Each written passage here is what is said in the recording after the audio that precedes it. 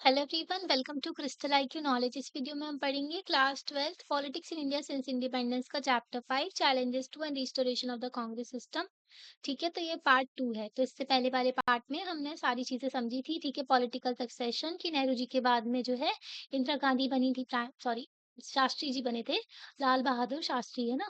तो ये जो है 2 साल ही रहे, फिर इसके बाद में जो है 1965 की वॉर थी ना, तो उसी को शांति के लिए ये जो है उज़्बेकिस्तान में जो वहाँ पर गए थे ताशकंद में, तो इनकी डेथ हो गई थी। फिर उसके बाद में जो है मोरारजी जी देसाई और इंदिरा गांधी जी के बीच में कॉम्पिटिशन हुआ कौन बनेगा प्राइम मिनिस्टर, तो इसमें इंदिरा गांधी जी जीत गई थी। ठीक है, तो इंदिरा गांधी जो है फिर प्राइम मिनिस्टर बन गई थी। ओके, तो 4th जनरल इलेक्शन हुआ 1967 में, तो फर्स्ट टाइम ऐसा हुआ था जिसपे कांग्रेस को जो है सबसे कम वोट्स मिली थी। और स्टेट गवर्नमेंट जो थी 9 स्टेट में जो है अलग-अलग दूसरी जो है कोalition ने रूल किया था। ठीक है, कोalition पार्टीज़ में जो आ गई थी, ये देखो, ये अलग-अलग स्टेट्स हैं, यहाँ पर जो है दूसरी पॉलिटिकल पार्टीज़ का रूल हो गया था। ठीक है, अब कांग्रेस जो सबसे ज़्यादा थी ना, तो वो कम हो गया था। तो कोalition पॉलिटिक्स देखने को मिली थी स्टेट लेवल पे। लोकसभा में तो इनको फिर भी मेजॉरिटी मिल गई थी, पर कई सारे स्टेट जो थे 9 स्टेट थे, उसमें जो है इनकी जो है नहीं चल पाई थी। ओके, मतलब ये लोग जो है हार गए थे। और ठीक है, फिर डिफेक्शन का भी चीज़ें हमने समझी कि किस तरीके से आया राम गया राम बोला जाता है। जो पॉलिटिकल पार्टीज़ को एमपी हो गए, चाहे एमएलए हो गए, तो वो बार-बार छोड़ कर के जाते हैं ना, खरीदे बेचे जाते हैं, तो इसी को आया राम गया राम और डिफेक्शन कहते हैं। और इस डिफेक्शन को कम करने के लिए, इसको जो है रोकने के लिए जो है 52nd संविधान में जो है संशोधन किया गया था, कॉन्स्टिट्यूशनल अमेंडमेंट एक्ट लाया गया था। ठीक है, 1985 में राजीव गांधी के टाइम पर जो है इसको चेंज किया गया। ओके, 10th शेड्यूल ऐड किया गया, एंटी डिफेक्शन लॉ लाया गया। ठीक है, ताकि ये जो आया राम गया राम जो कि दल-बदल जो है पॉलिटिक्स, ये सब को जो है कम किया जा सके। ठीक है? अब देखना था हमें स्प्लिट इन द कांग्रेस। ठीक है, तो हमने देखा 1967 के इलेक्शन में कांग्रेस जो है इनको पावर सेंट्रल लेवल पे तो मिल गई थी, पर इनकी मेजॉरिटी कम हो गई थी और ये हार गए थे कई सारे स्टेट्स में। मोर इम्पोर्टेंटली जो रिजल्ट देखने को मिला था, इससे समझ में आ गया था कि कांग्रेस जो है डिफीट हो गई है इलेक्शंस में, है ना। मतलब डिफीट हो सकती है सेंट्रल लेवल के भी इलेक्शन में, क्योंकि स्टेट्स में ये हार चुकी थी। ठीक है, पर इनका कोई सब्स्टिट्यूट भी नहीं था। तो ज्यादातर जो नॉन कांग्रेस कोalition गवर्नमेंट थी स्टेट लेवल पे, वो इतना सर्वाइव नहीं कर पाई थी। ठीक है, मतलब कि अलग अलग पॉलिटिकल पार्टीज ने क्या किया था, गठबंधन कर लिया था कांग्रेस के अगेंस्ट, है ना। तो ये उतना सर्वाइव नहीं कर पाए थे, क्योंकि इनकी जो है आइडियोलॉजी अलग है। ठीक है, चीजें अलग थी, इनकी मेजोरिटी हार गए थे ये लोग। और ठीक है, आइदर न्यू कॉम्बिनेशन बना और फिर या फिर प्रेसिडेंट रूल लग गया वहां पर। प्रेसिडेंट रूल जो है 3 तरीके की इमरजेंसी होती है। आर्टिकल 352 के तहत जो है नेशनल इमरजेंसी लगाई जाती है। ओके, 356 के तहत जो है स्टेट इमरजेंसी, जिसको प्रेसिडेंट रूल भी कहते हैं। ओके, और कॉन्स्टिट्यूशनल इमरजेंसी भी कहते हैं। आर्टिकल 360 के तहत जो है फाइनेंशियल इमरजेंसी लगाई जाती है। तो ये वाला आर्टिकल सबसे ज्यादा यूज किया जाता है, आर्टिकल 356। ठीक है, तो प्रेसिडेंट रूल लग जाता था बार बार स्टेट में, तो उतना सर्वाइव नहीं कर पाई थी, क्योंकि कांग्रेस के अगेंस्ट में उतनी नेशनल लेवल की कोई पार्टी थी नहीं उस टाइम पर। ठीक है, तो यहाँ पर देखो के कामराज के बारे में दिया हुआ है। फ्रीडम फाइटर थे ये, कांग्रेस प्रेसिडेंट भी रह चुके हैं, चीफ मिनिस्टर थे तमिलनाडु के। ओके, मद्रास कहते थे पहले तमिलनाडु को। इनको जो है सफर एजुकेशनल डिप्राइवेशन, मतलब इनको उतना एजुकेशन जो है अपॉर्चुनिटी वगैरह नहीं मिली थी। तो इनको जो है अफोर्ड किया था उन्होंने कि एजुकेशन सभी लोगों को मिले अच्छे से, है ना, मद्रास प्रोविंस में। इन्होंने इंट्रोड्यूस की थी mid day meal scheme. Mid day meal scheme बहुत ही इंपॉर्टेंट स्कीम है, जिसमें गवर्नमेंट स्कूल में बच्चों को खाना प्रोवाइड किया जाता है ना। तो स्कूल चिल्ड्रन के लिए इन्होंने मिड डे मील स्कीम 1963 में जो है इन्होंने प्रपोज किया था कि ऑल सीनियर जो कांग्रेसमैन थे वो रिजाइन कर देनी चाहिए ऑफिस में। आज के टाइम पर भी देखो ना, सारे के सारे जो पार्लियामेंटेरियन है ज्यादातर आपको ओल्ड मिलेंगे। ठीक है, मतलब ये लोग अपनी गद्दी छोड़ने तैयार नहीं है। 60 65 70 80 साल के ये लोग बैठे रहते हैं। ठीक है, नेता बने। ओके, तो यंग लोगों को जो है चांस ही नहीं मिलता है, और वुमेन्स को भी चांस नहीं देते हैं ये लोग, है ना। तो के कामराज का ये प्लान निकल के आया था। इन्होंने बोला था जो भी सीनियर लोग हैं ना, ठीक है, तो उनको छोड़ देना चाहिए, रिजाइन कर देना चाहिए ऑफिस से, और जो नए लोग हैं, जो यंग वर्कर्स हैं ना पार्टी के, उनको काम देना चाहिए। ठीक है, वो लोग आए सामने। तो इनका जो प्रपोजल बहुत ही फेमस है, कामराज प्लान के नाम से जाना जाता है, जिसमें ये यंग लोगों को प्रमोट करते हैं पॉलिटिक्स में। ओके, तो इंदिरा एंड द सिंडिकेट। तो रियल चैलेंज जो था इंदिरा गांधी के सामने जो है अपोजिशन से नहीं था, बट कि उनके अंदर जो पॉलिटिकल पार्टी में उनके अंदर ही जो था वो चैलेंज था, ठीक है। With in her own party, बाहर से उतना प्रॉब्लम नहीं थी, पर अंदर ही पॉलिटी के जो उनकी पॉलिटिकल पार्टी के उनको डील करना था सिंडिकेट से, ठीक है। सिंडिकेट एक ग्रुप था, पावरफुल ग्रुप था और इन्फ्लुएंशियल लीडर्स थे from with in the Congress. Okay, मतलब कांग्रेस के ही जो है कुछ लीडर्स आ गए थे, अपोज में हो गए थे इंदिरा गांधी के, और उन्होंने एक पावरफुल ग्रुप बना लिया था जिसको सिंडिकेट कह रहे थे। सिंडिकेट जो है इंपॉर्टेंट रोल प्ले कर रहा था installation of Indira Gandhi as a prime minister. तो सिंडिकेट की वजह से ही जो है, मतलब उनके सपोर्ट के थ्रू ही जो है इंदिरा गांधी प्राइम मिनिस्टर भी बनी थी, ठीक है। वो जो इलेक्शन थे तो ये लीडर बनी थी। ओके, तो सपोर्ट तो चाहिए पड़ेगा ना पार्टी का, तभी बनी थी। तो ये लीडर्स जो थे एक्सपेक्ट कर रहे थे इंदिरा गांधी को कि वो फॉलो करें उनकी एडवाइस। लोग चाहते थे, ये लीडर्स जो सिंडिकेट के थे, ये चाहते थे कि इंदिरा गांधी इनकी एडवाइस फॉलो करें, ठीक है, इनके हिसाब से चले। तो ये लीडर्स से एक्सपेक्ट कर रहे थे, ये एक्सपेक्ट कर रहे थे इंदिरा गांधी से कि वो उनकी बात माने, ठीक है। पर इंदिरा गांधी जो है अच्छी खासी फिर लीडर बन गई थी, उनकी अच्छी खासी पोजीशन भी हो गई थी गवर्नमेंट में। ओके, तो वो अपने खुद से जो एडवाइजर चूज कर रही थी, मतलब ये पार्टी के बाहर से भी अपनी चीज मतलब लोगों को जो है चूज कर रही थी, ठीक है। अच्छी खासी पॉलिटिक्स में पकड़ हो गई थी, भाई प्राइम मिनिस्टर वही थी देश की, ऐसा कुछ थोड़ी ना था, ठीक है। तो इन्होंने अपने हिसाब से चीजें लेकर के चली स्लोली एंड केयरफुली, फिर ना इन्होंने साइडलाइन कर दिया था सिंडिकेट को। मतलब कि जो सीनियर लीडर थे ना पॉलिटिकल पार्टी के, जो सोच रहे थे कि हमारे हिसाब से चलेंगी ये, तो उन्होंने इनको साइडलाइन कर दिया इन लीडर्स को। तो इनको ये बात चुभ गई है लीडर्स को, ठीक है। तो इंदिरा गांधी को ना दो चैलेंजेस फेस करने पड़े। उनको ना खुद से इंडिपेंडेंस लेनी पड़ी सिंडिकेट से, है ना, कि वो लीडर थी पर लोग चाहते थे कि इनको पपेट की तरह रखे, है ना। तो ये इंडिपेंडेंटली इनको जो है अपना चीजें इंडिपेंडेंट करनी पड़ी अपनी सिंडिकेट से, और इनको काम करना पड़ा ताकि ये दोबारा से रीगेन कर ले ground that Congress had lost. जो जो कांग्रेस जो है अपनी पोजीशन हार गई थी 1967 के इलेक्शन में, कई सारे स्टेट में जो है उनकी सीट्स चली गई थी, तो वो दोबारा से इलेक्शन में अपनी पकड़ बना सके, है ना, लोगों को भरोसा दिला सकें कि ये सब काम करेंगे। तो इंदिरा गांधी ने अडॉप्ट किया very bold strategy. Indira Gandhi जो है इन्होंने अच्छी खासी स्ट्रेटजी अडॉप्ट की। इन्होंने कन्वर्ट कर दिया simple power struggle into ideological struggle, ठीक है। तो इन्होंने पावर स्ट्रगल बस नहीं, इन्होंने आइडियोलॉजी, लोगों की मानसिकता, वो सबको भी टारगेट किया, ठीक है। तो इन्होंने लॉन्च किया सीरीज ऑफ इनिशिएटिव, कई सारे इन्होंने इनिशिएटिव लॉन्च किए। इन्होंने गवर्नमेंट पॉलिसी को लेफ्ट ओरिएंटेशन, हमने आपको बताया था ना, लेफ्ट और राइट, ठीक है। तो लेफ्टिस्ट और राइटिस्ट पॉलिसी जो होती है, सॉरी, जो आइडियोलॉजी होती है ना, तो लेफ्ट वाले जो होते हैं वो इक्वालिटी के लिए काम करते हैं, गरीब लोगों के लिए काम करते हैं, ठीक है, गवर्नमेंट के कंट्रोल में होती हैं चीजें। और जो राइट वाले होते हैं थोड़ा मार्केट फ्री की तरफ काम करते हैं, ठीक है। तो इनको जो है कांग्रेस वर्किंग कमेटी जो इन्होंने इनकी जो कांग्रेस वर्टी सॉरी, मतलब इन्होंने कांग्रेस जो वर्किंग कमेटी थी, इन्होंने 10 पॉइंट का एक प्लान बनाया 1967 में।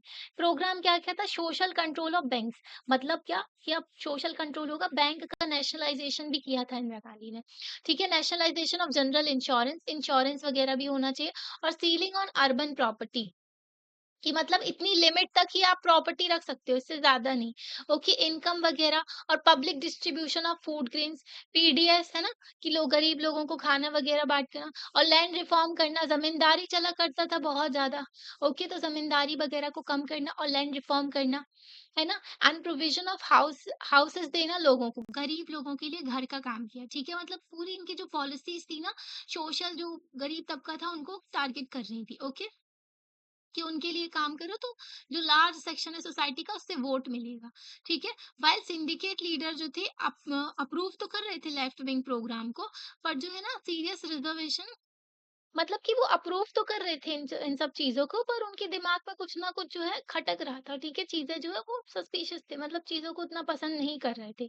तो कांग्रेस का सिंडिकेट ये समझ लेते हैं हम। सिंडिकेट जो था इन्फॉर्मल नेम था, जो ग्रुप है ना कांग्रेस का, उसमें से एक ग्रुप निकला था लीडर्स का, जो कि कंट्रोल करते थे पार्टी की ऑर्गेनाइजेशन को। इसको लेड कौन कर रहा था? के कामराज, जो बोले थे ना अभी उनके बारे में पढ़ा था हमने, जो कि यंग लोगों को आगे आने दो, है ना?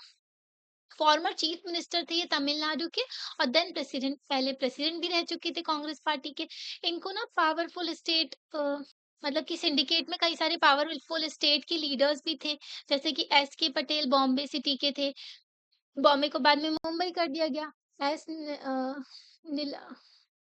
निजालिंगप्पा जो मैसूर के थे, कर्नाटका के, एंड संजीवा रेड्डी आंध्र प्रदेश के, अतुल्य घोष वेस्ट बंगाल के, बोथ लाल बहादुर शास्त्री एंड इंदिरा गांधी जो थे बाद में, तो इनकी पोजीशन को सपोर्ट इन्हीं से मिला था, ठीक है? जो ये इम्पोर्टेंट लीडर्स थे ना, तो सिंडिकेट के जो इम्पोर्टेंट लीडर्स थे, इन्हीं से ही सपोर्ट मिला था। ये जो ग्रुप था, ये ना मतलब कि इनकी इनका बोलचाल जो मतलब इनका हक था बोलने का, मतलब ऐसा समझ सकते हो आप। इंदिरा गांधी के first cabinet council of minister जो थे, उसमें भी इनका जो है इन्होंने अपना जो डिसीजन वगैरह दिया था, और पॉलिसी फॉर्मुलेशन में और इम्प्लीमेंटेशन में भी। कांग्रेस के स्प्लिट के बाद में जो लीडर्स थे ना सिंडिकेट के, कुछ जो है कांग्रेस में ही रहे। ओके, तो इंदिरा गांधी की जो कांग्रेस थी आर, तो इन्होंने जो है अच्छी खासी जो मतलब कि इंदिरा गांधी के अंदर जो है कांग्रेस को दोबारा से पॉपुलैरिटी मिली थी, ठीक है? इन्होंने क्योंकि बड़े बड़े डिसीजन लिए थे देश के लिए, और बाकी जो पावरफुल जो आदमी लोग थे ना, मैन थे जो इंडियन पॉलिटिक्स के, उनकी पोजीशन जो है खत्म हो गई थी आफ्टर 1971 में। इनके जो है सपोर्ट वगैरह चला गया था इनका, ठीक है? तो ये जो थे सॉरी, निजल निजालिंगप्पा, तो ये जो सीनियर कांग्रेस लीडर थे, ये मेंबर भी थे, कॉन्स्टिट्यूएंट असेंबली के मेंबर थे, लोकसभा के चीफ मिनिस्टर थे, देन मैसूर जो कर्नाटका। ओके, और इनको जो है मेकर ऑफ मॉडर्न कर्नाटका भी बोला जाता है। प्रेसिडेंट थे कांग्रेस के 1968 से 71 तक। ओके, कपूरी ठाकुर जो थे, इनको जो है अभी वो भी मिला है, ठीक है? भारत रत्न दिया गया है। तो चीफ मिनिस्टर थे ये बिहार के 1970 से लेकर के 1971 तक। फिर से ये चीफ मिनिस्टर है, फ्रीडम फाइटर भी थे, सोशलिस्ट लीडर थे, एक्टिव थे लेबर एंड पीजेंट मूवमेंट में। इनका जो मतलब ये फॉलोअर थे लोहिया जी के, और पार्टिसिपेट किया था इन्होंने मूवमेंट, जो कि जेपी नारायण थे, उन्होंने मूवमेंट चलाया था ना। इनको जो है डिसीजन के लिए जाना जाता है, जो इन्होंने रिजर्वेशन लिया था बैकवर्ड क्लासेस के लिए। रिजर्वेशन बहुत ही मतलब खतरनाक टूल है लोगों को गुमराह करने का, और लोगों को जो है वोट बैंक पॉलिटिक्स की तरह भी कहा जाता है इसको, ठीक है? चीफ मिनिस्टरशिप के टाइम पर इन्होंने रिजर्वेशन दिया था। स्ट्रॉन्ग अपोनेंट थे यूज ऑफ इंग्लिश लैंग्वेज, मतलब इंग्लिश लैंग्वेज के खिलाफ बोला करते थे, ठीक है? मतलब इंग्लिश लैंग्वेज को यूज मत करो, ये सब। ओके, अब बेबी गिरी को भी देख लेते हैं। पहले हम ये जो बेबी गिरी जी, ये भी थे, प्रेसिडेंट थे इंडिया के फ्रॉम 1969 से लेकर के 1974 तक। कांग्रेस वर्कर भी थे, एंड वर्कर इनको ना वर्कर्स के लिए बहुत जाना जाता है कि इन्होंने वर्कर्स के लिए बहुत काम किया है, ठीक है? तो लेबर लीडर भी थे ये। आंध्र प्रदेश में इंडियन हाई कमिश्नर थे, सेलोन में। श्रीलंका को पहले सेलोन कहा जाता था। लेबर मिनिस्टर भी थे यूनियन कैबिनेट में। गवर्नर थे यूपी, केरला के और मैसूर के। वाइस प्रेसिडेंट भी रह चुकी हैं, एक्टिंग प्रेसिडेंट भी रह चुके हैं। डेथ ऑफ जाकिर हुसैन जी, जो उनकी प्रेसिडेंटशिप के बाद में जब इनकी डेथ हो गई थी, तो ये एक्टिंग प्रेसिडेंट भी बने थे। इन्होंने रिजाइन कर दिया था एंड कंटेस्ट किया था presidential election as independent candidate. इनको सपोर्ट मिला था इंदिरा गांधी का इलेक्शन में, जब प्रेसिडेंट के लिए ये खड़े हुए थे। अब प्रेसिडेंशियल इलेक्शन 1969 का, तो फैक्शनल राइवलरी हो गई थी, मतलब सिंडिकेट के बीच में और इंदिरा गांधी के बीच में नहीं बन रही थी, क्योंकि इंदिरा गांधी अपने मन से चल रही थी, है ना? तो ये शुरू हो गई थी 1969 में, सामने भी आ गई थी।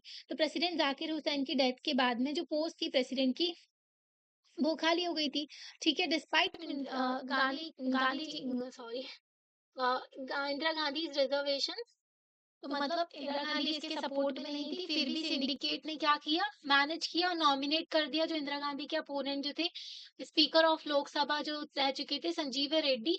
तो उनको ऑफिशियल कांग्रेस का कैंडिडेट बना दिया प्रेसिडेंशियल इलेक्शन में।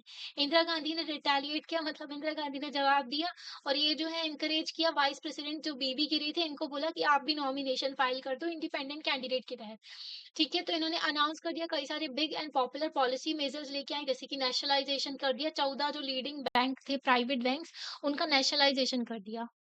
ओके, मतलब कि उनको जो है वो गवर्नमेंट के अंदर आ गए थे, गवर्नमेंट के बैंक बन गए थे, जैसे एसबीआई था ना, तो एसबीआई को भी नेशनलाइज किया गया था। अबॉलिश कर दिया था इन्होंने प्रीवी पर्स, ठीक है? स्पेशल प्रिविलेज दिया जाता था फॉर्मर प्रिंसेस को, जो राजा महाराजा थे, उनके डिसेंडेंट थे, तो उनको दिया जाता था, पेंशन वगैरह दी जाती थी, तो ये सब खत्म कर दिया था इन्होंने। मोरारी जी देसाई जो थे उस टाइम पर डिप्टी प्राइम मिनिस्टर थे, एंड फाइनेंस मिनिस्टर भी थे। ओके, तो यहाँ पर देखो ये प्रेसिडेंशियल कैंडिडेट चल रहा है, ठीक है? तो ऑन बोथ दोनों जो अब इश्यूज हमने देखे, तो सीरियस डिफरेंसेस देखने को मिल रहे हैं, ठीक है? प्राइम मिनिस्टर के बीच में, जिसकी वजह से जो देसाई जो है गवर्नमेंट को छोड़ देते हैं, मतलब कि इंदिरा गांधी और जो मोरारजी जी देसाई थे, तो देसाई जो है गवर्नमेंट को छोड़ देते हैं। कांग्रेस जो है इसमें ना डिफरेंसेस देखने को मिले पास्ट में भी। ओके, बट इस टाइम पे ना पार्टीज जो है, मतलब इस टाइम जो है कुछ ज्यादा ही हो गया था। मतलब कि अब इंदिरा गांधी के खिलाफ ही होते जा रहे थे ये लोग, ठीक है? और इस चीज़ को ख़त्म करना चाहते थे ये लोग। ओके, जब तक जो प्रेसिडेंशियल इलेक्शन के टाइम पर जो भी चीज़ें चली, तो मतलब कि इंदिरा गांधी ने अपना कैंडिडेट लेकर के आ गए, सिंडिकेट अपना कैंडिडेट लेकर के आ गई, पर जो इंदिरा गांधी का कैंडिडेट जीत गया, है ना? तो इनको बर्दाश्त नहीं हो रहा था। फिर कांग्रेस प्रेसिडेंट जो थे एस निजलिंगप्पा, जो कि इन्होंने इश्यू किया व्हिप। व्हिप मतलब कि सभी लोगों को बुला रहे हैं कि आ जाओ, ठीक है? ऑर्डर इश्यू किया है कि सारे के सारे जो कांग्रेस एमपीज़ और एमएलएज़ हैं ना, उनको बोला कि फेवर में वोट करो संजीवा रेड्डी के। ठीक है, संजीवा रेड्डी के फेवर में वोट करो, क्योंकि ये ऑफिशियल कैंडिडेट हैं, पार्टी ने इनको चुना है, इसलिए इनके सपोर्ट में वोट करो। जो सपोर्टर्स थे इंदिरा गांधी के, इन्होंने क्या किया, स्पेशल मीटिंग बुलाई एआईसीसी, ठीक है? तो इस जो फैक्शन को क्या बोला गया, रिक्वेशनिस्ट बोला गया, ठीक है? तो इन्होंने मतलब इंदिरा गांधी के जो सपोर्टर्स थे, उन्होंने बोला था कि स्पेशल मीटिंग बुलाओ, पर नहीं बुलाई गई, जो ये एआईसीसी थे उसकी, ठीक है? तो ये मीटिंग नहीं बुला पाई। अब ना 2 कैंडिडेट थे, एक पार्टी का कैंडिडेट था और वीवी गिरी जो थे, वो इंदिरा गांधी के कैंडिडेट थे, ठीक है? इलेक्शन के लिए प्रेसिडेंट के। तो ये लोग अब आज़मा रहे थे किसमें कितना है दम, है ना? तो क्या हुआ, पहले ना सपोर्ट धीरे-धीरे कर रही थी ये छुप-छुप के बीवी गिरी को सपोर्ट, फिर बाद में जो है इन्होंने क्या बोला कि अपने मन से, अपनी आत्मा से आप वोट डालो, किसको डालना है आपको, ठीक है? एमपी एमएलएज़ को बोल दिया कि आपको जिसको वोट डालना है डालो, आप फ्री हो, ठीक है? जिसको भी वोट डालना हो, 2 कैंडिडेट थे, ठीक है? संजीवा रेड्डी एंड बीवी गिरी। तो इलेक्शन जो अल्टीमेटली रिजल्ट हुआ कि जीत गए, बीवी गिरी जीत गए थे, तो इंडिपेंडेंट कैंडिडेट जो थे ये जीत गए थे। डिफीट कर दिया था इन्होंने संजीवा रेड्डी को, जो कि ऑफिशियल कांग्रेस कैंडिडेट थे। ठीक है, मतलब सपोर्ट में जो है वीवी गिरी के वोट गया था। इनडायरेक्टली बोले तो इंदिरा गांधी के सपोर्ट में चले गए थे। तो ऑफिशियल कांग्रेस का जो कैंडिडेट हार गया, ठीक है, तो इससे क्या हुआ, स्प्लिट हो गया पार्टी में। तो कांग्रेस प्रेसिडेंट जो थे expelled the prime minister from the party. मतलब अब देखो, कांग्रेस की अब इन्होंने क्या किया, इंदिरा गांधी को पार्टी से ही निकाल दिया। शी क्लेम्ड, उनको बोला गया, तो इंदिरा गांधी को पार्टी से निकाल दिया, तो इंदिरा गांधी ने बोला कि जो मेरे सपोर्टर है ना, मेरा ग्रुप है, वो रियल कांग्रेस है, ठीक है? तो बाय नवंबर 1969 में कांग्रेस ग्रुप जो था सिंडिकेट, मतलब कि जो जिस ग्रुप को सिंडिकेट चला रहे थे, जिस कांग्रेस ग्रुप को, तो उसको क्या बोला गया, कांग्रेस ऑर्गेनाइजेशन बोला गया। और जो ग्रुप को इंदिरा गांधी लीड कर रही थी, जिसको इंदिरा गांधी चला रही थी, उसको रिक्वेशनिस्ट कहा गया, ठीक है? 2 ग्रुप बन गए थे। तो ये जो 2 पार्टीज थी, इनको क्या बोला गया, ओल्ड कांग्रेस और न्यू कांग्रेस बोला गया, ठीक है? तो इंदिरा गांधी जो है, तो इन्होंने जो 2 डिवीज़न हुआ था ना, उसको आइडियोलॉजिकल डिवाइड बोला कि आपकी जो सोचना है, जो आपकी मानते हो जिस चीज़ों को, उसके बेसिस पे। जैसे सोशलिस्ट बोल दिया, कंज़र्वेटिव। कंज़र्वेटिव वो होते हैं जो कि चेंज बिल्कुल भी बर्दाश्त नहीं करते। वो बोलते हैं जैसा चल रहा है वैसे ही चलने दो। सोशलिस्ट वाले जो कि इक्वालिटी के लिए काम करते हैं, पुअर पीपल के लिए काम करते हैं। तो pro poor and pro rich में डिवाइड हो गए थे ये दोनों। ठीक है, तो कांग्रेस में डिवीज़न देखने को मिला। अब evolution of Privi purse. Privi purse के बारे में बढ़ते हैं हम। तो चैप्टर फर्स्ट में हमने पढ़ा था किस तरीके से इंटीग्रेशन किया गया प्रिंसली स्टेट्स के साथ में, है ना? कि प्रिंसली स्टेट्स को विलय किया गया, भारत में मिलाया गया, उनसे जो इंस्ट्रूमेंट ऑफ पोसेशन साइन करवाया गया था। ये इंटीग्रेशन जो था, इनको एक अश्योरेंस दिया था, इनको एक ना एक जो आप कह सकते हो कि एक प्रॉमिस तरीके से किया गया था। After dissolution of princely state जो है, रूलर्स और उनकी फैमिली को, है ना, उनको कुछ जो है प्राइवेट प्रॉपर्टी रख सकते हैं वो, और उनको ग्रांट भी दिया जाएगा, ठीक है? हेरिडिटरी, मतलब इनके बच्चे के बच्चों को भी मिलेगा ग्रांट। ओके, गवर्नमेंट देगी, इनको अलाउंसेस देगी। ओके, और इनको जो है, और ये किस हिसाब से मिलेगा, मतलब जो भी पैसा, जो भी बेनिफिट दिए जाएँगे वो रूलर जो था प्रिंसली स्टेट का, उसके बच्चे के बच्चों को भी, ठीक है? तो वो किस बेसिस पे दिया जाएगा, जितना बड़ा स्टेट होगा, ठीक है? जो मतलब कि जो प्रिंसली स्टेट जितना बड़ा था, जितनी उसकी क्षमता थी, ये सब चीज़ों को देख कर के उस हिसाब से उसको दिया जाएगा, ठीक है? तो इसी को प्रीवी पर्स कहा गया था। तो ये ना, तो जिस टाइम पर ये सारी चीज़ें प्रोवाइड की जा रही थी ना प्रिंसली स्टेट को, तो उस टाइम पर लोग जो है अपना इसका अगेंस्ट बोल नहीं रहे थे, क्योंकि उस टाइम पर ज़रूरी क्या था, अपने देश की एकता ज़रूरी थी, है ना? तो इन प्रिंसली स्टेट्स को मिला कर के लेकर के चलना, तो थोड़े टाइम के लिए इनको लालच दिया गया था कि आ जाओ, है ना? तो तो ये जो इनको बेनिफिट दिए गए थे, ये जो है प्रिंसिपल ऑफ इक्वालिटी और सोशल इकोनॉमिक जस्टिस जो है हमारे संविधान में जो बोला गया है, उसके साथ-साथ मेल नहीं खाती थी ये चीज़ें, है ना? कि कुछ राजा महाराजाओं को आप इतना सपोर्ट क्यों प्रोवाइड कर रहे हो, है ना? तो ये जो है मेल नहीं खाते थे। नेहरू जी ने जो है डिससैटिस्फैक्शन भी इसमें डिक्लेयर, मतलब दिखाया था कि बार-बार, ठीक है, कि ये ठीक नहीं है ना? तो 1967 के इलेक्शन में इंदिरा गांधी ने सपोर्ट किया था कि जो डिमांड थी ना गवर्नमेंट की कि अबॉलिश कर देंगे प्रीवी पर्स। मतलब कि इंदिरा गांधी ने बोला था कि इसको तो हम खत्म कर देंगे, पर मोरारजी जी देसाई थे ना इनके अगेंस्ट में थे, ठीक है, इन दोनों का कंपटीशन चल रहा था। तो इन्होंने बोला था ये ठीक नहीं है ना? जो है आप क्या कर रहे हो, भरोसा तोड़ रहे हो प्रिंसेस का। बताओ इतने सालों तक एक तो रोल किया, सारे लोगों को दबा के रखा, और ऊपर से आज़ादी के बाद भी इतने सालों तक इनको सब कुछ मिल रहा है, ये राजा-महाराजाओं के जो बच्चों के बच्चों को भी, है ना? तो भई ये तो हटाना चाहिए ना, फ्री में फालतू में बर्बादी कर रहे हो आप। तो गवर्नमेंट ने जो है कॉन्स्टिट्यूशनल अमेंडमेंट लाया संविधान में, इसके लिए संशोधन का सॉरी चेंज करना पड़ा था 1970 में, ठीक है? तो इसको ये जो है पास नहीं हो पाया था राज्यसभा में, ठीक है? तो मतलब कि कॉन्स्टिट्यूशन को, संविधान को जब आप अमेंड करते हो ना आर्टिकल 368 के तहत, तो दोनों राज्यसभा और लोकसभा से दोनों से पास होना चाहिए वो संविधान का जो संशोधन है, ठीक है? कॉन्स्टिट्यूशन अमेंडमेंट जो बिल है, दोनों से आप पास होगा, फिर प्रेसिडेंट उस पे साइन करेंगे, फिर वो बनता है एक्ट, ठीक है? तभी चेंज होता है संविधान में। तो ये राज्यसभा से पास नहीं हुआ, तो ये नहीं हो पाया चेंज, है ना? तो इसकी वजह से क्या हुआ, इन्होंने ऑर्डिनेंस लेके आ गए। जब एक राज्यसभा या फिर लोकसभा जो है कोई आप संविधान को जो है चेंज नहीं कर सकते ऑर्डिनेंस के थ्रू। ऑर्डिनेंस जो है प्रेसिडेंट लाते हैं और गवर्नर लाते हैं। प्रेसिडेंट आर्टिकल 123 के तहत लाते हैं और गवर्नर 213 के तहत लाते हैं। ठीक है? तो 2 आर्टिकल्स हैं और इनके हिसाब से ऑर्डिनेंस तब लाया जाता है जब भी लोग जैसे कि स्टेट लेजिस्लेटिव असेंबली जो है, अभी जो है उनकी छुट्टियाँ चल रही हैं, तो वो काम-काज में नहीं आ रहे हैं ना? तो अगर उस टाइम पर कानून लाना है तो गवर्नर ऑर्डिनेंस लेकर के आते हैं। अगर राज्यसभा या लोकसभा में से कोई भी हाउस जो है अभी अभी कामकाज में नहीं है, ठीक है? उनका जो है छुट्टी चल रही है, ठीक है? तो उस टाइम पर प्रेसिडेंट लेकर के आते हैं। पर संविधान में चेंज करने के लिए आप ऑर्डिनेंस नहीं ला सकते, ठीक है? तो ऑर्डिनेंस लाए गए, ये लेकर के आए थे, तो इसको ना सुप्रीम कोर्ट ने रोक दिया था क्योंकि ये अनकॉन्स्टिट्यूशनल था।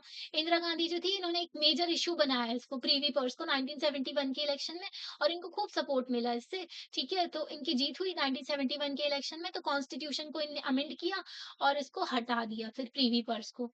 ओके, तो अभी देखते हैं हम यहाँ से 1971 का इलेक्शन, और फिर से रिस्टोरेशन हुआ कांग्रेस का क्योंकि बांग्लादेश क्रिएट हुआ था, है ना? और कौन हारा था? पाकिस्तान हारा था, ठीक है? वॉर में।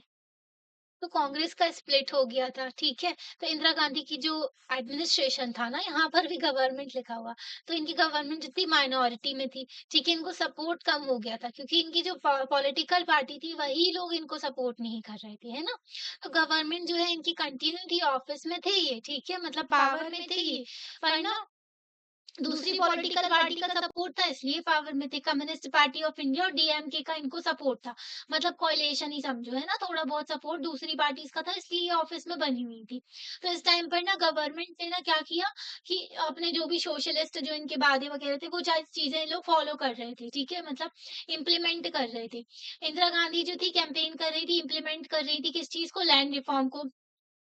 जो ज़मींदारी की वज़ह से ना बड़े-बड़े ज़मींदार हुआ करते थे, उनके पास में खूब सारी ज़मीनें हुआ करती थी, ठीक है? तो उसी जो इसको कम करने के लिए लैंड रिफॉर्म लॉज़ लाई गई थी और एक सीलिंग लगा दी गई थी, मतलब एक पर्टिकुलर एक लेजिस्लेशन के थ्रू, लॉ के थ्रू एक कानून बना दिया था, इससे ज़्यादा ज़मीन नहीं रख सकता कोई, हाँ?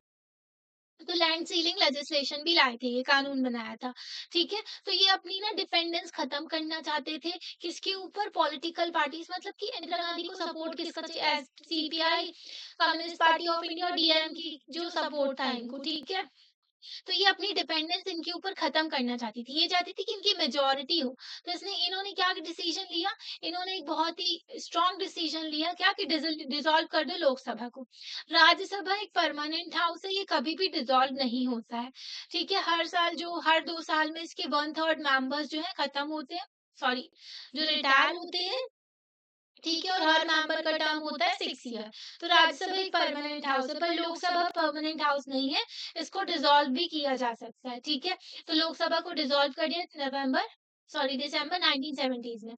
प्राइम मिनिस्टर की रिकमेंडेशन से प्रेसिडेंट जो होते हैं डिसॉल्व कर देते हैं लोकसभा को। तो इनका एक बोल्ड मूव था, ठीक है? फिर 5th जनरल इलेक्शन हुआ लोकसभा का 1971 फरवरी में। तो इलेक्शन में ना अ तो कांग्रेस आर जो कि रिविजनिस्ट थे ना, इंदिरा गांधी की, ठीक है? और ये वाली जो है पुराने वाले जो लीडर्स थे, ठीक है? तो इनके अगेंस्ट सब लोग आ गए थे। ओके, तो तो सब लोग ये मान रहे थे कि जो रियल कांग्रेस की स्ट्रेंथ है वो कमांड किसके पास में है? कांग्रेस ओ के पास में है, ठीक है? तो मैटर जो है और ज़्यादा खराब हो गया था जब इंदिरा गांधी के अगेंस्ट में जो है सारे के सारे जो major non communist, non Congress opposition parties जो है सभी लोगों ने एक गठबंधन बना लिया था। इसको ग्रैंड अलायंस बोला गया था। मतलब एक लेडी को हटाने के लिए जो प्राइम मिनिस्टर है तो इतना बड़ा जो है अलायंस बन गया था। इन्हीं के खुद के पार्टी के लोग भी इनको हटाना चाहते थे। तो संयुक्त सोशलिस्ट पार्टी, प्रजा सोशलिस्ट पार्टी, भारतीय जनसंघ, स्वतंत्र पार्टी, भारतीय क्रांति दल, ठीक है, ये लोग सब साथ में आ गए थे, अम्ब्रेला बन गया था। और रूलिंग पार्टी की जो अलायंस थी कम्युनिस्ट पार्टी ऑफ इंडिया की, मतलब जो रूलिंग पार्टी थी ना उसके साथ में सिर्फ सीपीआई थी और बाकी सब जो है अगेंस्ट में आ गए थे इनके। येट द न्यू कांग्रेस जो थी वो मतलब कि जो न्यू कांग्रेस थी उसके पास में एक गोल था, ठीक है? मतलब कि इनके पास में एक एजेंडा था, पॉजिटिव स्लोगन था, जो कि जो ग्रैंड अलायंस थी उनके पास में नहीं था, ठीक है? तो ग्रैंड अलायंस के पास में कोई कोहेरेंट एक साथ जो है पॉलिटिकल प्रोग्राम नहीं था। इंदिरा गांधी के पास में एजेंडा था कि उनको जनता के सामने क्या रखना है, क्या बोलना है, ठीक है? तो अपोजिशन अलायंस जो थी उनके पास में सिर्फ एक कॉमन प्रोग्राम था, इंदिरा हटाओ रिमूव इंदिरा, ठीक है? तो इसके अगेंस्ट अगर बात करें तो उन्होंने सामने क्या रखा? इंदिरा गांधी ने जो है सामने प्रोग्राम रखा जनता को आप बताओगे तो ना आपको क्या करोगे इलेक्शन जीतोगे तो, है ना? तो इन्होंने स्लोगन लेकर के चली थी गरीबी हटाओ रिमूव पॉवर्टी। इन्होंने फोकस किया था पब्लिक सेक्टर की ग्रोथ पर, ठीक है? जो पब्लिक सेक्टर है ना जनता सॉरी जो गवर्नमेंट के कंट्रोल में जो कंपनीज होती हैं गवर्नमेंट के कंट्रोल के सेक्टर्स होते हैं वो सारे, इन्होंने लैंड सीलिंग लगा दी थी, ठीक है? जो भी जमीन है आप कितनी रख सकते हो उसको लिमिट कर दिया था। अर्बन प्रॉपर्टी के ऊपर भी लिमिट लगा दी थी कि इससे ज्यादा नहीं रख सकते। ये जो है जो इनकम एंड अपॉर्चुनिटी जो है ना मतलब कि जो जो भेदभाव होता है और जैसे कि एक जो पर्सन जो है अमीर-अमीर और होता जा रहा है और गरीब-गरीब ही होता जा रहा है। तो ये जो डिस्पैरिटी थी ना इसको भी खत्म करना था, ठीक है? तो इस पे फोकस किया। इन्होंने जो है प्रिंसली प्रिविलेजेस थे, प्रिवी पर्स ना अभी आपको पढ़ाया था, तो वो भी खत्म करना, तो ये भी इनने एजेंडा रखा था। गरीबी हटाओ की वजह से इंदिरा गांधी जो है अच्छा खासा सपोर्ट मिला था इनको डिसएडवांटेज और स्पेशली जो जिनके पास में ज़मीन नहीं थी ना, जो लैंडलेस लेबरर्स थे, दलित्स थे, आदिवासी थी, माइनॉरिटीज़, वुमेन, अनएम्प्लॉयड जो यूथ थे जिनके पास में काम-काज नहीं था, रोज़गार नहीं था, तो उन सबका खूब सपोर्ट मिला था इनको। एक वल्नरेबल सेक्शंस का सपोर्ट मिल रहा था इनको। स्लोगन जो था गरीबी हटाओ का एंड प्रोग्राम जो थे ये पार्ट थे इंदिरा गांधी की पॉलिटिकल स्ट्रेटजी के, ठीक है? कि इंडिपेंडेंट नेशन बाय जो पॉलिटिकल अच्छा खासा सपोर्ट भी मिला था इनको, ठीक है? तो इनका जो एजेंडा था वो बहुत स्ट्रांग था उस टाइम पर। आउटकम एंड आफ्टर तो रिजल्ट क्या हुआ इनका, इन्होंने अच्छी खासी बातें की। तो रिजल्ट ये हुआ कि 1971 के इलेक्शन में इनको जो है अच्छा खासा इनका होल्ड रहा इलेक्शन में। इनका ना जो कांग्रेस जो थी आर जो इंदिरा गांधी की थी आर है ना, और सीपीआई जो इनको सपोर्ट था कांग्रेस जो कम्युनिस्ट पार्टी ऑफ इंडिया का, तो इनको ज्यादा सीट्स मिली देन द कांग्रेस जो कि 4 जनरल इलेक्शन से जीतती आ रही थी उससे ज्यादा सीट जो है इनको अब मिली है ना। मतलब इनसे ज़्यादा सीट्स मिली इनको, आर को जीत गई है इंदिरा गांधी वाले। तो कंबाइन अगर बात करें 375 सीट जो लोकसभा की थी, तो सिक्योर किए थे 48.4% वोट मिले थे इनको। इंदिरा गांधी की जो कांग्रेस आर थी इनको 352 वोट सीट मिली थी और 44% जो है इनको वोट मिले थे। अच्छा खासा सपोर्ट था जनता का इनको, ठीक है? तो कांग्रेस जो परफॉर्मेंस कांग्रेस ओ थी ना जो परफॉर्मेंस थी इनकी, तो इनकी पार्टी की जो है तो इनको जो है 1/4 वोट जो है इंदिरा गांधी के उससे भी कम मिले थे इनकी इनकी पार्टी को और सिर्फ 16 सीट मिले थे। मतलब जिस पार्टी में पुराने पुराने दिग्गज बैठे हुए हैं जो कांग्रेस पार्टी में जो अपने आप को बहुत ही बड़ा लीडर समझ रहे थे तो उनको जो है ज्यादा वोट भी नहीं मिली, ठीक है? और 16 सीट मिली।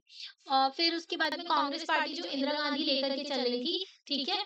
कांग्रेस आर जो थी उसने एस्टैब्लिश किया कि वो रियल कांग्रेस है। वो उन्होंने बोला कि हम रियल हैं, ठीक है? इनकी डोमिनेंट पोज़ीशन रही इंडियन पॉलिटिक्स में फिर। ग्रैंड अलायंस जो थी अपोज़िशन तो इनका ग्रैंड फेलियर बन गया था और इनकी कंबाइंड टैली सिर्फ़ 60 से भी कम सीट मिली थी इनको, ठीक है? तो ओवरऑल ये जीत गई थी। ओके, तो यहाँ पर देखो इंदिरा गांधी ही है ना? फिर उसके बाद में 1971 के इलेक्शन के बाद में major political and military crisis देखने को मिला ईस्ट पाकिस्तान। बांग्लादेश में क्या हुआ था? आपको बताया था कि उर्दू इम्पोज़ कर दी गई थी बांग्ला लोगों के ऊपर, जो बांग्लादेश के लोग थे। थे वो मुस्लिम, पर उनकी लैंग्वेज तो बंगाली थी ना, वो बांग्ला लैंग्वेज बोला करते थे। तो उनके ऊपर जो थोपा जा रही थी हर चीज़, और जो वेस्ट पाकिस्तान था ना, वो इनको जो है कोई मिलिट्री जो सॉरी जो पॉलिटिकल रिप्रेजेंटेशन नहीं दे रहा था, इनके ऊपर अत्याचार कर रहा था। मिलिट्री भेज दी थी, इनकी मिलिट्री खूब पीट रही थी, इनको मार रही थी लोगों को। तो 80 लाख रिफ्यूजी हमारे देश में एंटर हो गए थे। इसलिए जो स्टेप लेने पड़े थे बहुत ही स्ट्रॉन्ग, और जो है फिर वॉर हो गई थी इंडिया और पाकिस्तान की। तो चैप्टर 4 में हमने पढ़ा था 1971 के इलेक्शन जो है फॉलोड बाय द क्राइसिस, जो ईस्ट पाकिस्तान में जो सिचुएशन खराब हो रही थी, इंडो पाक वॉर हो गई थी, जिसकी वजह से बांग्लादेश जो है नया देश बन गया था। ठीक है, तो इस इवेंट से ना इंदिरा गांधी को बहुत पॉपुलैरिटी मिली थी, क्योंकि इन्होंने जो देश के लिए उस टाइम पर सही डिसीजन लिया था। ओके, तो अपोजिशन लीडर्स ने भी इनकी तारीफ की थी। ठीक है, इनकी पार्टी जो है स्टेट असेंबली इलेक्शन में भी जीत गई थी 1972 के। ओके, तो इनको अच्छा खासा देखा गया था, इनका जो लोगों को देखने का नज़रिया बदल गया था, जो इंदिरा गांधी को प्रोटेक्टर ऑफ द पुअर की जनता, जो गरीब लोगों का पुअर को प्रोटेक्ट कर रही है ये, और जो डिप्राइव्ड लोग हैं उनको, और एक नेशनलिस्ट लीडर भी है कि देश की कमान भी अच्छे से संभाल के रखी है इन्होंने। तो अपोजिशन जो थी, तो उनके लिए अपोजिशन उतनी मैटर नहीं कर रही थी, पार्टी के अंदर भी और आउटसाइड बाहर देखे तो अच्छा खासा पॉपुलर सपोर्ट हो गया था। तो 2 बार जीती उसकी नेशनल लेवल पे भी और स्टेट लेवल पे भी। तो डोमिनेंस रहा कांग्रेस का, फिर से रिस्टोर हो गया है ना। 1967 में क्या हुआ था, कोalition इमर्ज हो गई थी। अब इनका 1971 में फिर से इनका जो है पावर आ गई थी और डोमिनेंस रहा कांग्रेस का। कांग्रेस फिर से पावरफुल हो गई थी सारे स्टेट्स में, तो पॉपुलर हो गए थे। ठीक है, जो सोशल सेक्शन था उसमें भी इनका अच्छा खासा डोमिनेंस देखने को मिल रहा था। With in the span of 4 year, 4 साल के बाद जो इंदिरा गांधी जो है, जो इनके सामने जो भी चैलेंजेस थे उनको इन्होंने टैकल किया और लीडरशिप लेकर के चली, और फिर से इनने कांग्रेस की पोजीशन को रिस्टोर कर दिया था। ओके, यहाँ पर देखो इनका दिखाया गया है ना, कि ये अलग-अलग स्टेट्स में फिर से इनकी पावर आ गई है। अब रिस्टोरेशन, तो आप रिस्टोरेशन रिस्टोरेशन किसको कह रहे हो? क्या इसका मतलब ये है जो कांग्रेस सिस्टम दोबारा से रिवाइव हो गया, रिस्टोर हो गया? तो इंदिरा गांधी जो है उन्होंने रिवाइवल नहीं किया था ओल्ड कांग्रेस का, इन्होंने दोबारा से वो नई तरीके से पार्टी को बना दिया था। ठीक है, पार्टी की अच्छी खासी पोजीशन देखने को मिली थी, पॉपुलैरिटी देखने को मिली थी, बाद में उस तरीके से दोबारा से इन्होंने पॉपुलर कर दिया था। पर ये डिफरेंट काइंड की पार्टी निकल के आई थी, मतलब अलग चीजें थी इसमें। ओके, तो ये जो है पॉपुलैरिटी लीडर की बेसिस पे ही है, क्योंकि उनके स्टेप्स इतने बोल्ड थे, उस लीडर की पर्सनालिटी के इर्द-गिर्द घूमने लगी थी पार्टी। जो ऑर्गेनाइजेशनल स्ट्रक्चर था ना, वो वीक हो गया था इनका। आज के टाइम पर भी देखें तो कहा जाता है कि कांग्रेस को दोबारा से ठीक करने की ज़रूरत है। यहाँ पर जो नेपोटिज़्म चल रहा है ना, उसको खत्म करो आप, भाई-भतीजावाद। ठीक है, प्रॉपर डेमोक्रेसी, इंटरनल डेमोक्रेसी की बात की जाती है पार्टीज़ में। अगर बीजेपी जीत रही है इलेक्शन, तो उनमें कुछ तो होगा, है ना? तो अपने इंटरनल स्ट्रक्चर को भी सही करना ज़रूरी है, कि एक लोएस्ट मेंबर जो है पॉलिटिकल पार्टी का, एक नीचे का कार्यकर्ता भी जो है टॉप पोज़ीशन पर पहुँच जाए। तो रिफॉर्म की बात की जाती है यहाँ पर, है ना? तो वैसे ही इन्होंने चेंज की थी कई सारी, पर लीडर की बेसिस पे ये घूमने लगी थी आस-पास, है ना? तो ये कांग्रेस पार्टी जो थी, इसमें ना अब इतने फैक्शंस नहीं थे। पहले के टाइम पर क्या था, अलग-अलग फैक्शंस एग्जिस्ट करते थे, लोगों के डिफरेंट पॉइंट ऑफ व्यू थे, उस हिसाब से ये चीज़ों को लेकर के चलते थे, है ना? तो अकोमोडेट करते थे डाइवर्सिटी को भी। अब जो है डिफरेंट ओपिनियंस नहीं थे, इंटरेस्ट नहीं थे, अब एक ही दिशा में भाग रहे थे सब लोग, है ना? तो ज़रूर ये इलेक्शन तो जीत गए थे, पर इलेक्शन जो है डिपेंड किस पे कर रहा था, किसको टारगेट किया था ना, पुअर लोगों को, वुमेन को, दलित को, आदिवासी माइनॉरिटीज़, इनके बेसिस पे जो है ये इलेक्शन जीत गए थे। ओके, क्योंकि गरीबी हटाओ, जो चीज़ें जो है सोसाइटी में प्रॉब्लम थी, उनकी बेसिस पे ये जो है उसकी एजेंडा रख कर के जीत गए थे। तो इंदिरा गांधी ने रिस्टोर तो किया था कांग्रेस सिस्टम को, चेंज कर दिया था जो नेचर था कांग्रेस सिस्टम का उसको ही, ठीक है? तो डिस्पाइट इतनी पॉपुलर होने के बाद भी जो न्यू कांग्रेस थी, उनको जो है उतनी कैपेसिटी नहीं थी कि वो सारे टेंशन्स को ऑब्जर्व कर सके, और कॉन्फ्लिक्ट वगैरह है, तो कांग्रेस ने अच्छी खासी अपनी पोजीशन तो बना ली थी इंदिरा गांधी के टाइम पर। ठीक है, पर पॉलिटिकल अथॉरिटी भी देखने को मिली थी यहाँ पर। जो स्पेस था ना डेमोक्रेटिक एक्सप्रेशन का, कि लोग अपनी ओपिनियन बताते थे, पॉलिटिकल पार्टीज में फैक्शंस थे अलग अलग, ठीक है, लोगों का इंटरेस्ट रखते थे, तो वो सब खत्म हो गया था। जो जनता का जो एक्सप्रेशन, मतलब एस्पायरेशन थी ना, वो सारी चीजें, कि अलग अलग ग्रुप्स को रिप्रेजेंट कर रहे हैं, बातचीत सुनी जा रही है, लोगों की ओपिनियन सुने जा रहे हैं, तो वो सारी चीजें खत्म हो गई थी। ठीक है, पॉपुलर अनरेस्ट, लोगों का प्रोटेस्ट, ये सब जारी जारी था। ठीक है, क्योंकि डेवलपमेंट अभी भी नहीं था उतना और इकोनॉमिक डिप्राइवेशन भी बढ़ता जा रहा था, इनइक्वालिटीज़ भी थी समाज में, तो उसकी वजह से जनता नाराज़ थी, ठीक है? तो ऐसा नहीं था कि सारी प्रॉब्लम सॉल्व हो गई हैं। हाँ, थोड़े टाइम के लिए जब अपना देश जीतता है ना, अच्छी-अच्छी चीज़ें देखने को मिलती है, तो बहुत खुशी होती है। अपन दूसरी चीज़ों को भूल जाते हैं इंटरनेशनल चीज़ों से रिलेटेड, है ना? जैसे कि बांग्लादेश से जो इमर्ज हुआ, पाकिस्तान से अपन जीत गए, है ना? तो वो सारी चीज़ों में अपन ज़्यादा फ़ोकस करने लगते हैं, पर बाद में अपन को रियलिटी भी समझ में आती है कि अपने देश की सिचुएशन उतनी ठीक नहीं है, इंटरनल फैक्टर के बारे में भी देखना पड़ता है फिर, है ना? तो थोड़े टाइम के लिए भूल जाते हैं लोग। पर गवर्नमेंट जो है वही पॉपुलिस्टिक मेजर आज भी फॉलो किए जाते हैं। लोगों का ध्यान भटकाने के लिए जो इंटरनेशनल मुद्दे पे भी फोकस कर दिया जाता है ना? तो अगले चैप्टर में भी आप पढ़ोगे कि किस तरीके से पॉलिटिकल क्राइसिस देखने को मिला, है ना? तो कॉन्स्टिट्यूशनल जो नेशनल इमरजेंसी लगा दी थी देश में इंदिरा गांधी ने, ठीक है? और फिर उसके बाद में जो है बहुत सारी चीज़ें संविधान में चेंज कर दी थी, ठीक है? तो जो खतरा हो गया था कॉन्स्टिट्यूशनल डेमोक्रेसी को कंट्री में, उसके बाद में जो है चीज़ें सुधर गई थी पर 1975 से लेकर के 77 तक हमारे देश में नेशनल इमरजेंसी लगाई गई थी जिसमें बहुत सारे बदलाव किए गए थे संविधान में। ओके? तो यहाँ पर जो एक मूवी के बारे में बताया हुआ है जंजीर, ठीक है? तो वही एंग्री यंग मैन, तो ये सारी चीज़ें, तो ये एग्ज़ाम्पल दिया हुआ है, ठीक है? पर चैप्टर तो हो गया कंप्लीट, तो कांग्रेस सिस्टम के बारे में हमने कई सारी चीज़ें पढ़ी इस चैप्टर में। अब हम आगे का पढ़ेंगे, ठीक है? नेक्स्ट चैप्टर में। तो आपको लेक्चर कैसा लगा आप लाइक करके बता सकते हो, चैनल को सब्सक्राइब कर सकते हो, अपने फ्रेंड्स के साथ में शेयर कर सकते हो। Thank you.